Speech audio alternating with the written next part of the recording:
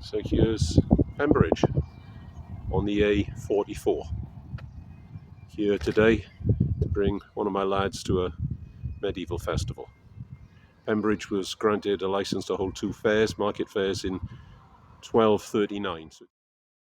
I made one mistake during the day, and that was discovering that my phone would allow me to switch the microphone off, hence much of the footage is silent.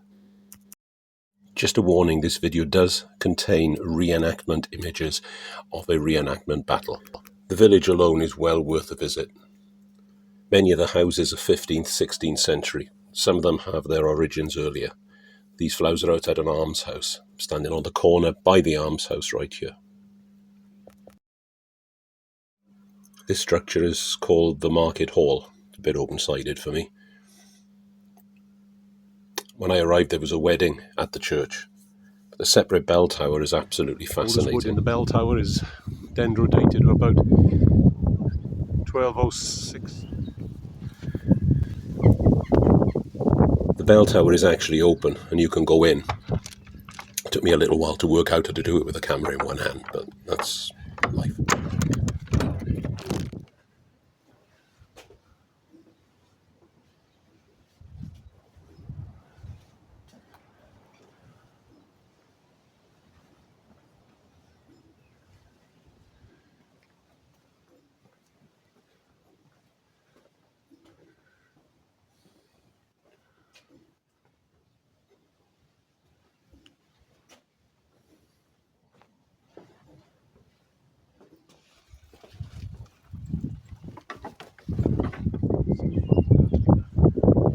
We also managed a couple of minutes inside the church building itself.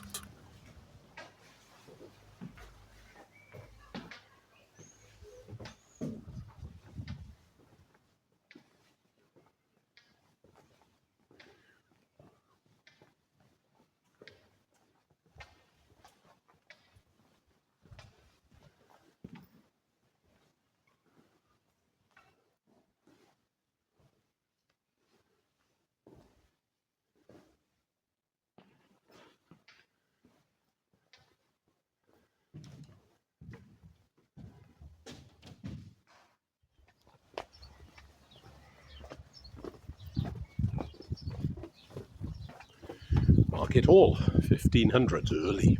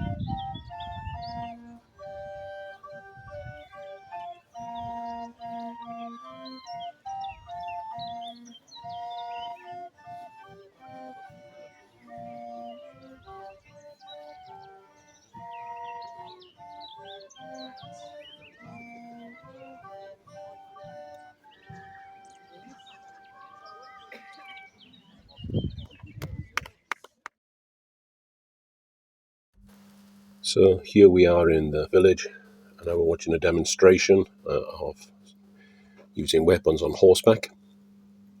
The horses are not as tall as many modern horses would be, but that would be true to the period.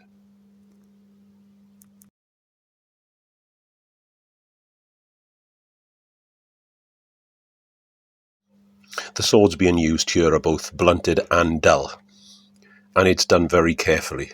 Not exactly choreographed, but they do practice frequently, and so this is as safe as you can get.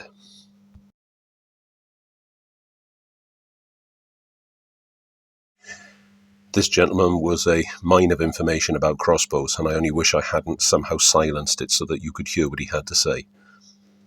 So too with the early guns. These were virtually just tiny cannons mounted on a bit of wood. And again, the gentleman in the blue coat with the long white beard was a mine of information about these weapons. He's partially deaf in one ear, he tells me, from using them so often. The report of these things was quite loud.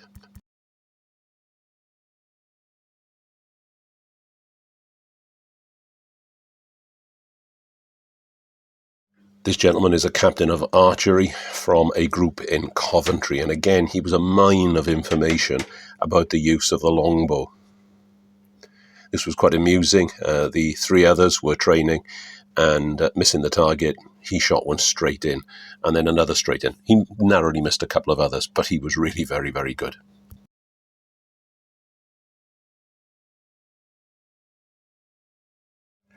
There were an incredible array of crossbows on display, from the cheapest right through to the most expensive hunting longbows, which could be loaded on horseback and fired one-handed. The biggest one at the front was used up in towers. The point the gentleman made, though, was that the cheapest crossbow was more expensive than the most expensive longbow. Hope I got the right way around. I keep getting longbow and crossbow mixed up.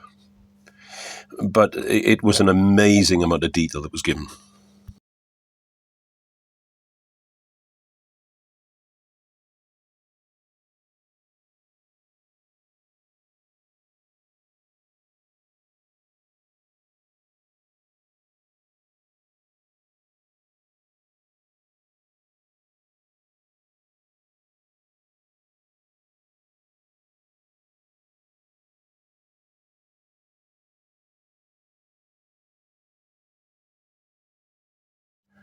We then had an archery competition, and the captain of archers from Coventry came second, unfortunately for him.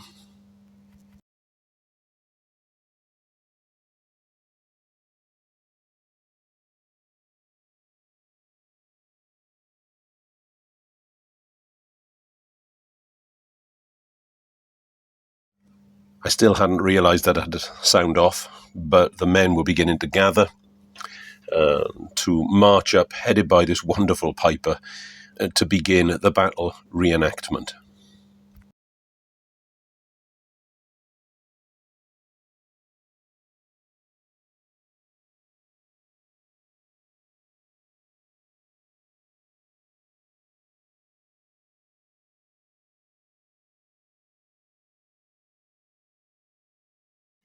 In reality, it's a mini living history lesson describing ultimately the capture of Owain Tudor during the War of the Roses.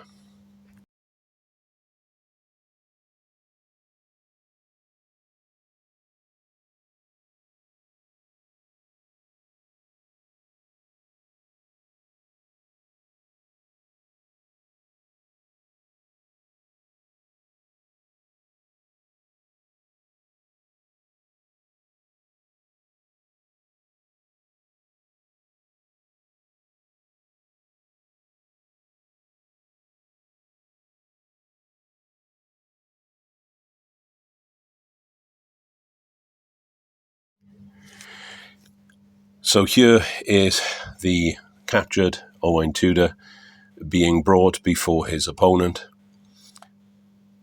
And here at the end, all those who participated line up for photographs. Sadly, again, I hadn't noticed that the sound was still switched off. This is my son on the left, undergoing a little bit of training at the end of the day before leaving.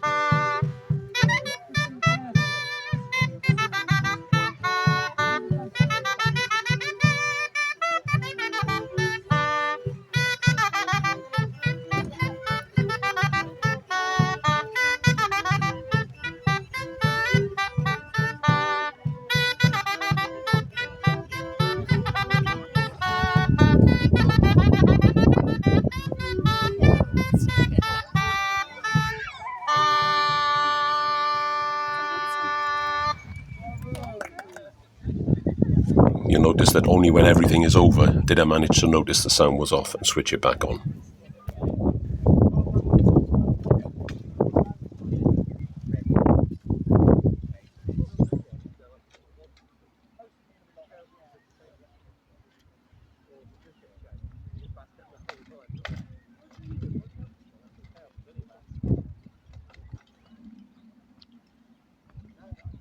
They only charge a couple of